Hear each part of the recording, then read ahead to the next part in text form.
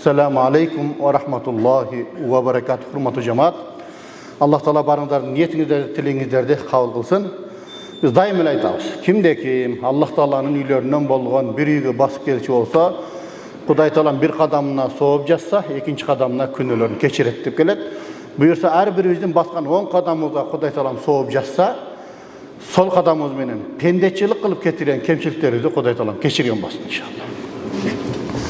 Біздің бүгінгі темамыз өзінің жанын қиюның күнәсі дейді. Өз жанын қиюның күнәсі деген тема екен. Өзі негізі бізде шариғатымызда 5 нәрсе бар. Ошо 5 нәрсені біз дайыма сақтағанға, әздектеп қарағанға милдеттіміз. 5 нәрсе бар бізде шариғатымызда. Қарашымыз керек. Бұл біріншісі бұл дин. Біз динменен жашаймыз, динімізді сақташымыз керек, динді атқарышымыз керек. Мұсылман болғаннан кейін біз жұмаға келіп отырмыз, намаз оқышымыз керек, күнән нәрсе, арам нәрселерден біз алыс болушымыз керек. Екіншісі сақтай тұрған нәрсе бұл нәпси, адамның жаны. Жанымызды да сақташымыз керек. Ал эми үшіншісі бұл біздің ақылымыз. Ақылымызға зиян келтіре тұрған нәрселерді дағы біз алыстатышымыз керек өзімізден. Мысалы, арақ ішсең ақылдан кетесің. Наша чексең ақылдан кетесің. Қысқасы не? Ошол ақылға зиян тие тұрған нәрселерден дағы біз алыстап, ошол нәрселерді сақташымыз керек. Андан кейін келсе, бұл жерде міне ұрпақ, өзіміздің келешек ұрпағымызды да сақташымыз керек. Себебі бізге аманат. Үйлендік пе? Үйленгеннен кейін ошо аялыбызды карашыбыз керек. Бала чака болсок, бала чакабызды карашыбыз керек. Ошолорду муктаж кылбастан, кем каржысын толуктап. Андан кейін ар бир адам мал мүлк. Ар кимиз мал мүлкүбүздү коргошубуз керек. Эми бизде өз жанын кыйуу, башка бирөөнү өлтүргөндө кандай күнөө болсо, ошондой күнөө экөөнүн айырмасы жок. Өз жанын кыйуу айырмасы жок. Башка бирөөнү өлтүргөндө эле күнөөгө батат экен. Мусулман алымдар бардыгы бир добуштан муну кылмыш экендигин, чоң күнөө экендигине баарысы биригишип макул болушкан. Адамды өлтүргөндө кандай күнөө болсо, өзүнө өлтүргөн дагы ошондой эле күнөө болуп эсептелет. Бизде шариаттын көрсөтмөсү. Себеби Алла Таала Кур'ан Каримде айтат: "Жана өзүңөрдү өлтүрбөгүлө" дейт. Анткени бул биздин жаныбыз Кудайга таандык. Биздин жаныбыздын ээси Кудай. Аны өзү Кудай береби, Кудай өзү алыш керек да. Жанды Кудай берет, кайрылы жанды Кудай алыш керек. Эми бул дагы болсо Құдай Тааламдын бизге жашоо үчүн берген белеги болуп эсептелет экен. Жан Кудайдын бизге берген белеги, ошону аздектеп сактап, кайра Алла Таала алганга чейин биз карашыбыз керек экен да, ошонучу. Рухту. Бизде болсо эмне? Ошо рухка анча маани бербейбиз. Ашкаданга маани беребиз, денеге маани беребиз, куртак ачса жейбиз, үшүсө кийинебиз, бирок рухубуз ачка да. Рухубузду азыктандырбайбыз. Анткени кээде Кур'ан окулганда уксаң, кадересе жыргай түшөсүң го, баягы жан дүйнөң жыргайт го. Демек, рухка дагы биз азык беришибиз керек экен да. Рухту дагы карашыбыз керек экен. Эми бул кыскасы ток этер жерин айтсак, бул адам ээлик кыла албаган нерсе дейт. Адам ээлик кыла албайт экен адамдын жаныбызга. Ал эми өмүрүбүздү сактоо бул шариятындагы ошол 5 негизги нерселердин бирөөсү болуп эсептелет. Эми ислам таалимдеринде, ислам дини боюнча адам баласы бул жашоодо бул эмне өткөл этапта экендиги белгилүү. Бул дегени, мисалы бизде 4 этапта жашайбыз да биз. Биринчи бул эненин курсагындагы жашоо. Биринчи этаптан биз экинчи этапка өттүк да. Биз экинчи этапта өмүрдө кетип атабыз. Өлгөндөн кийин 3-чү этапка өтөбүз. Бул мүрдөдөгү жашоо. Андан кейін мүрдөдөгү жашоону хаятыл барзах деп коет, мүрдө жашоосу. Кыяматка чейин уланат экен да булчу. Кыяматтан кийин эсеп кысап берип же бейишке, же тозокко 4-чү этапка өтөт экенбиз да. Демек, биздин азыркы жашообуз бул 2-чи этаптабыз. Өткөл жашоо деп коет да бул жерде. Адам жаралганда ошо түбөлүктүү жаралат экен. Бирок башталышы бар да. Төрөлөбүз.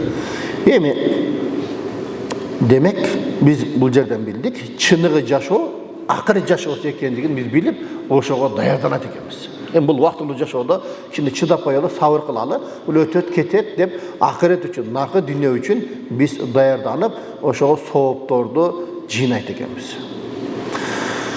Эми биз ошол себептен мусулмандарда ушундай бир түшүнүк бар да. Эми бул дүние вактылуу жашоого. Эми наркы дүниеде андай болбосо болду эми бизге. Бул өтөт кетет эми. Мен алдаган менен Кудайды алдай албайт да. Мейли эми Кудайдын астында эсептешип алабыз деген түшүнүк бар. Билесиздерби ошону? Кудайга тапшырдым деген дагы сөз бар да. Андыктан биз билет экенбиз, бардыгыбыздын жүрөгүбүздө ишеним бар. Демек биздин чыныгы жашоо акырет жашообуз. Наркы дүниеге барабыз.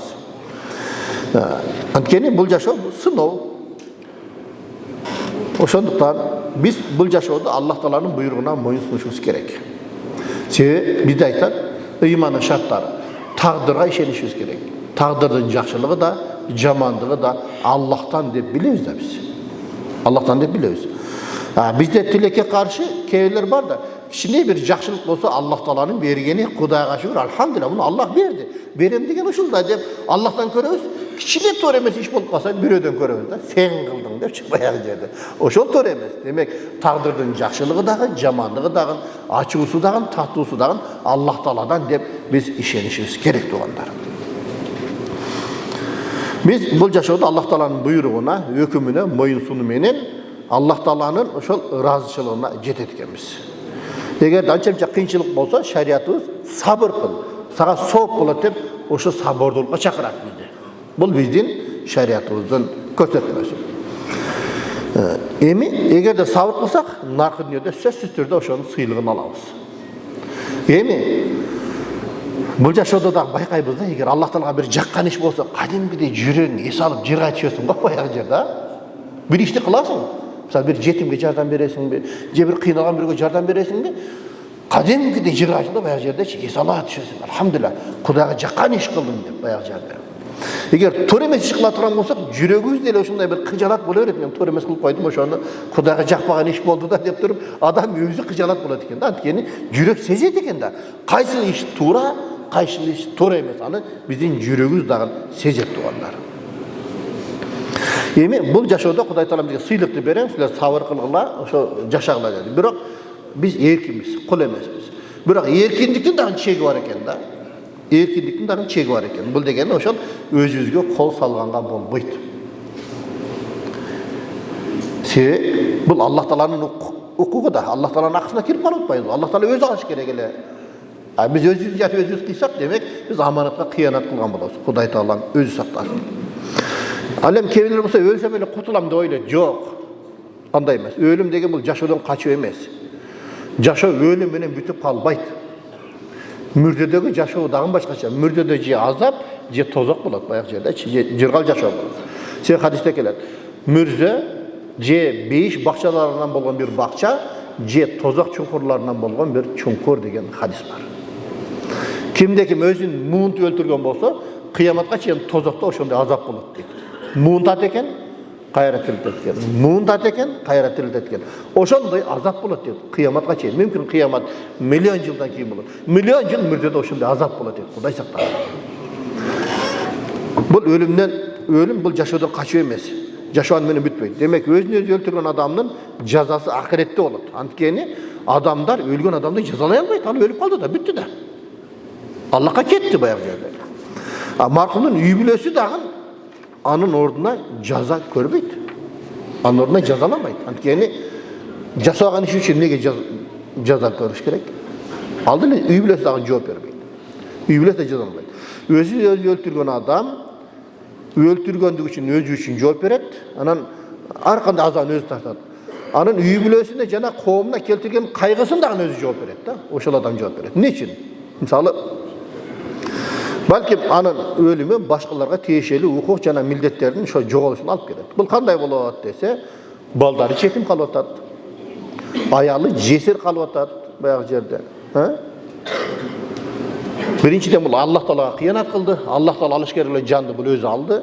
Экинчиден аялын бакпастан жоопкерчиликтен качты. Ал үчүн дагы жооп берет. Кутулбайт деген алчы. Өзү өлүп кетти, аялы канча жыл кыйналса, бүт барды ошол өлгөн күйөөсү жооп берет. Анткени ал жоопкерчиликтен качты. Bak jerde. Moynuna aldı da o çok cevap veriş керек. Al üçün daha cevap veredi. Kuday saklasın. Andan keyin üçüncü baldарын da karabastan жашоодо кыйынчылыкка кириптер кылгандыгы үчүн балдар үчүн дагы жооп берет. Биринчи жан кыйган үчүн өзү жооп берет Кудайдын атында, экинчи аялыны кайгырткандыгы үчүн жооп берет, үчүнчү бала чакасы үчүн дагы жооп берет. Анткени жетим деп канча адам кемсинтти, ал жетимдер чоңойгончо сөгүп катканча канча кыйналды, карып көтөрдү, башка кылды, суу ташыды, жүк ташыды, аны багыш керек эле да булчу. Аманат калгандан кийин. Адамгерчиликсиз, жоопкерчиликсиз мамиле кылгандыгы үчүн алар үчүн дагы Кудайдын атында жооп берет. Кудай сактасын. Мисалы, канча кайгы капа болду, ыйлады жетимдер. Тагдыр экен, Аллах Таала жанын алган болсо мейли эми. А өзүнүн жанын кыйгандыгы үчүн бул жерде өтө чоң жоопкерчилик. Үч түрдүү нерсе үчүн жооп берет. Биринчи жан кыйганы үчүн, аялы үчүн, себеби анын аялы кыйналып бакты да балдарын. Бул аялын да баласын да багыш керек эле өзүнүн негизичи. Жетимдер үчүн. Аны бир туугандар ата-энеси кайгырды, алар үчүн да канчалык ооруга себеп болду, башка болду, бардыгы үчүн жооп берет булчу. Өлүм менен кутулбайт экенбиз бул жашоодо. Пайгамбардын дагы бир хадисинде келет, кимде ким өзүн бир нерсе менен өлтүрсө, тозок отунда аны менен жазаланат дейт. Эгерде муунткан болсо, муунтуп, же өзүн сайган болсо, сайып, кыскасы кандай абалда өлгөн болсо, тозокто дагы ошондой. Өзүн зоодон ыргыткан болсо, ошол тозокто дагы ошондой азап менен азапталат дейт. Кудай Таала мөз сактасын. Мындан bir adamдын өзүнө каршы жасаган кылмышы күнөө жагынан башкага жасаган кылмышына окшош экенин түшүн. Демек, анткени анын жаны бул биздин менчигибиз эмес. Бирөөнүн жаны дагы биздин менчигибиз эмес. Бирөөнүн жанын кыйсаң, мыйзам боюнча дагы шариатта да жооп беришиң керек. Демек, ошондой эле өзүң жанын кыйсаң дагы сен жооп берет экенсиң. Бирок сен өлүп кеттиң, мыйзам алдында жооп бере албайсың. Бирок Кудайдын мыйзамы бар да. Кудайдын ордуна өзүң коюп туруп, өзүңдүн жаныңа өзүң алдыңбы? Кудай Таалам сөзсүз түрдө ал жөнүндө сурайт экен, жоопкерчиликке тартылат экен. Кимде ким өзүн өзү темир менен өлтүрсө, ал темир анын колунда болот дейт. Жана ал тозоктун отунда аны менен курсагына бычак сайып дейт, аны менен тозокто түбөлүктү калат дейт. Кудай сактасын. Кандай абалда өлгөн болсо, наркы дүнүйдө дагы ошондой азап болот экен. Кудай сактасын. Эми туура белгилүү болот, бардыгы эле белгилүү. Бул жашоодо Кудай Таалам бизге эркиндикти берген. Тандоо укугубуз бар бизде. Тандоо деген нерсе бар. Бул тандоо кандай десе, кааласаңыз жейсиз, кааласаңыз жебей эле коесуз. Тамак ичсеңиз да өзүңүз билесиз, ичпесеңиз да өзүңүз билесиз. Кааласаңыз кийинсеңиз да өзүңүз билесиз, жылаңак жүрсөң дагы өзүң билесиң баягы жерде. Бизге укук берилген да, эмне кылууну же кылбоону тандоо эркиндиги бар да. А бирок бул дегени өзүмдү өзүм өлтүрсөм боло берет деген сөз эмес экен туугандар. Бул жан Аллахка таанып, дени Аллах Таала берди. Ошол денини дагы биз аманатты карап туруп, кайра Аллах Таала тапшырышыбыз керек. Бардык нерсенин чеги бар. Демек, бул эркиндиктин дагы чеги бар экен. Анткени адам өзүн өзү жараткан эмес.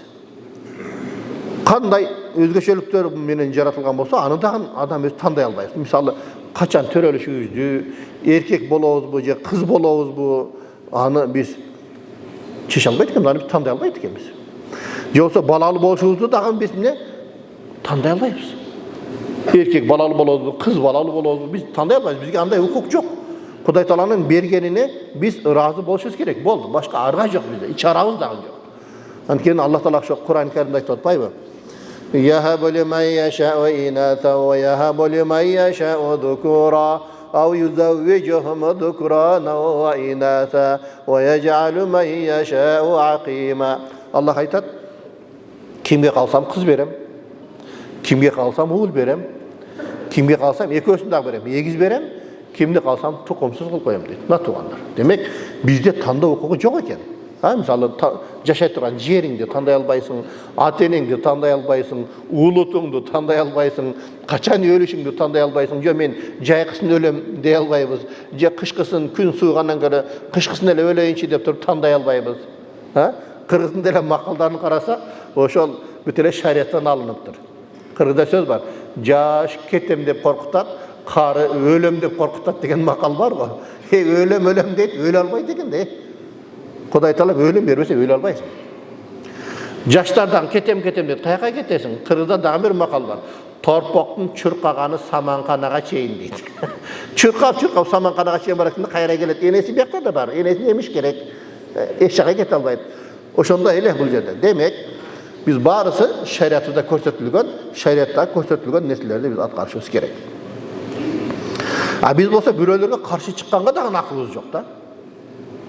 Her kim Kuday'ın aslında özü cevap verir. Mesela bir orada karmasam, niye orada karmayısın? Karma orada. Ne kılasın deyip karşı çıkalmayız. Yani kendi Allah için karma atat. Allah menen özünün ortasındaki mesele. Allah menen pendenin ortasındaki iş. Demek her bir özünün hukukuz var. Demek özünün hukukuzdu biz talap kılışımız gerek, korgoşumuz gerek, başkalarının hukukunu teveleşimiz gerek.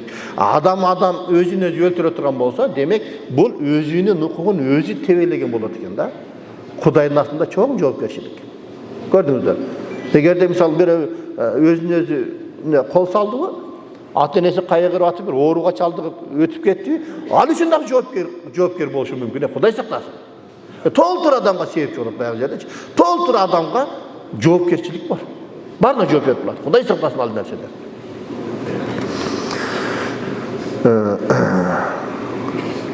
Değil mi? Biz Allah için yaraldık mı? Allah bizi yarattı, biz Allah'a taandık biz. Oşağa bir adam ölsem ne diyeyim? İnna lillahi ve inna ileyhi raciun. Biz varız Allah'tıkız. Allah'a kaytağız varız diyoruz. Demek Allah Teala'nın buyruğunu biz atkarağız. Allah'a gana taandık biz. Allah Teala'ya biz köz karandığız. Allah Teala'ya biz dua kılıyoruz. Değil mi? Ruh Allah Teala'ya taandık. Öz canın kıygan adam Allah Teala'nın bergen tandoğusu degen nesi var da oşa çeginden çıkıp жатқан болады da.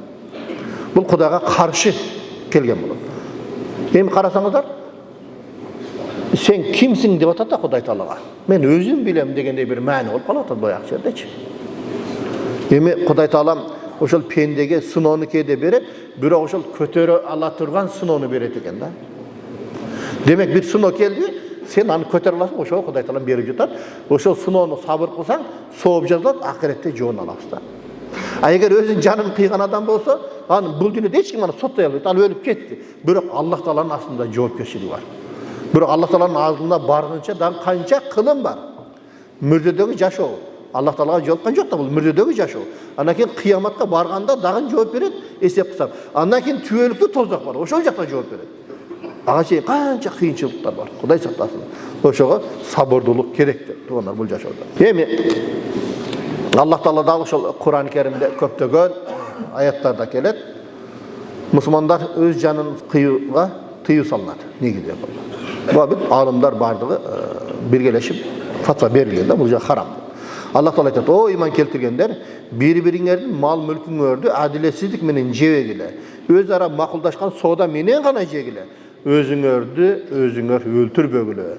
Чындыгында Allah Teala силерге мээримдүү" дейт. Карасаң, Allah Teala ушунчалык мээримдүү. Мисалы, пайгамбардын хадисинде келет, bir soğuş bolup kaldı deydi. Hani soğuş bitkenden keyin bir ayağın deydi. Şunçalık balam böyle çürkap jüret deydi. Bayağı balasını çürkap jürüp taptı deydi. Oşonu taptı dağın deydi. Şunçalık kucaqtap durup, şunçalık öpkülep kucaqtap durup kaldı deydi. Peygamber soradı deydi de. Mına ayal özünün balasını otqa ırgıtağı dese, sahabalar yok, kayta ırgıtsın bu. Aram tapmadı dese, Allah Teala oşu bala ayal balasına kanday mээримдүү bolsa, Allah sizler için bundan ötkön mээримдүү dedi da. Allah Teala şunçalık bir mээримдүү. Şunçalık bir mээримдүү Allah Teala. Allah Teala şunçalık bir adilettүүлүгү jönünde Musa paygambar surattır da. Allah'ım bir adilettүүлүк jönünde maga bir iki misal көрсөтчү dese, sen balanca jergen, balanca vakitga bar deptir. Allah Teala Musa paygambarga aytat da bayağı yerde. Bargan eken, barsa oşol jerde bir çoğun kişi var eken, oşol jerde es alıp atı menen joker eken da. Es alıp anan atının beline bir özünün kuru var eken, atının beline bir hemen baylap koygan deydi da. Başlık çağına. İçine toltur altın eken. Oşol juunup tur, anan keyin atından minip altıp ketти deyip, bayağı jerde düşüp kalptır. Altından. Oşondan dağın bir bala kelip kalptır. Bir bala kelip kalptır da bayağını tavuk alptır da eşek minip kelgenden. Eşeğin artıdır alıp ketip kalptır. Anan dağın bir kartaygan bir aksakal kelgen eken, ақсақал келсе, баяғы жоғалтқан адам келіп қалып тұр. Қана менің алтындарымды мен білмеймін, көрген жоқпын десе, сен алғансың деп тұрған башын алып салып тұр. Баяғы жердечі. Бұл қандай болды Аллах Тағала? Бұл қандай әділеттілік емен бұл десе, Аллах Тағала Мұса пайғамбар айтып жатады дейді. Жаңағы кішкенекей баланың атасы мұның атасының қолында істеген екен дағын, ақысын бербей қойған екен. Ақысын бербей қойған екен. Ошенде ошон ақысыны дейді, бұл баласы Аллах Тағала берді дейді, әділетті дейді. Ошол бала өзінің атасының елі ақысын алды дейді. Ошон мұрас қоры дейді. Беркинандан неге башын алып салды десе, бұл қарған ақсақал бұның атасын өлтіріп салған болчу. Бұл атасының ақысын алды, өчін алды деп қойды. Көрбейсіңдер? Демек, бұл жашоуда бұл әділеттілік деген нәрсе бар да. Әділеттілік деген нәрсе бар. Аллах Тағала бізге берді, барлық нәрсені өзінің орнымен кете береді бәрі жерде. Аллах Тағала әділеттілік менен біздің жанымызды берді, өзі алыш керек. Бірақ біз аманатқа қиянат қылып атасыз бәрі жерде. Андан кейінгі бір бұл жерде айтып отпайбы, өзіңердің жаныңа өзіңер қиып деп. Бұл дегені біздің алымдар айтады, өзіңерді өлтірбей олай, жана бири-бириңерді дағын өлтірбей олай деген мәнеде дейді. Эмне үчүн десе, анткени силер бардыңыз мусулмансыңар, bir диндесиңер, bir ишенимдесиңер, кантип силер бири-бириңерди өлтүрөсүңөр, bir ишенимде болуп туруп деген бұл жерде маселе чыгып жатат тугандар. Эми biz azır bildik, öz canını koyup bu çoğun küne dedik. Hem adam künekör bolot eken, bu kılmış üçün kıyamatta tozokta sözsüz türde cezalanat. Hem Kuday Talam keçirer degen soruda bu жерде. Allah Taala şirkten başkasının bardığını keçirem degen ayat var Kur'an'da. Şirkti keçirmeymin, başkasını keçirem deyip, hem anday adamlarga biz ümit kılabız. Ümit. Allah Taala keçirsin de ümit kılabız. Negisi bizde oşol özün canın özü kıygandarga janazı okulbaydı. Uğup juresler oşol meseleni. Köpçülüğü bilemiz ha. Özün canı kıygandarga janazı okulbaydı deydi. Mesela biz müftiyatta ramatılık ötüp ketти. Abdüsattar damlabız var, müfti damla. Oşo müfti damla menen söyleşip oturup soradık da biz. Oşo mesele kanday? Talaşqa özün canı kıygandarga keyler okuydu, keyler janazı okubайт desek, oşo müfti damla aytты da. Alımlar ekiye bölünüp alıp talaşkan dedi. Jarımı okulsun dese, jarımı okubasın dedi. Nege dese, biröler okubay koygan bolsa, bire özün canın kıyam degen niyeti bolsa, koy mundan karasaң janaza okulbay şermende boldu dep, oşonun namıstanıp, oşol işten oyundan kaytabı degen sayasat degen da bulçu. Bирок дейт, oşo Abdüsattar damla aytты da, azırkı zamanda okup koya berебиз дейт. Nege dese, janakı ekiye bölünüp talaşıp tartışkan alımlardan ekinci bölügü dağın berkiye koşuldu deydi. Okuy bereli degen gep. Nege dese, eller azır dinden alыстап ketти, dindi düşünbeyt deydi. Janadan okubayım desең, seni da sögüşü mümkün, dindi da sögüşü mümkün, Kudaydı da sögüp koyuşu mümkün deydi da. Oşol sebepten janadan okuy bereli, Allah Taala tapşırıp koyarlı, Allah Taala özü taraza dep, oşol Abdüsattar damlanın aytkanын men uqqan elem. Ol oşo mesele tuğanlar.